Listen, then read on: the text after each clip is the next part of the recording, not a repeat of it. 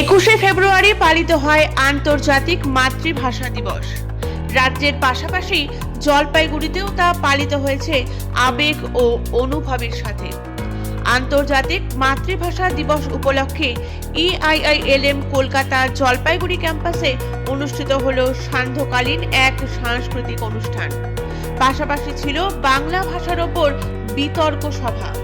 এই অনুষ্ঠানে উপস্থিত ছিলেন জলপাইগুড়ি জেলা পরিষদের সভাধিপতি মাননীয়া কৃষ্ণা রায়বর্মন মহাশয়া, উত্তরকন্যার OSD শ্রী শুভাশিস ঘোষ, স্বনামধন্য শিক্ষক শ্রী সুজয় কুমার বর্মন, DN হাই স্কুলের প্রধান শিক্ষক শ্রী অপরেশ সাহা সহ বিশিষ্ট ব্যক্তিত্ববর্গ।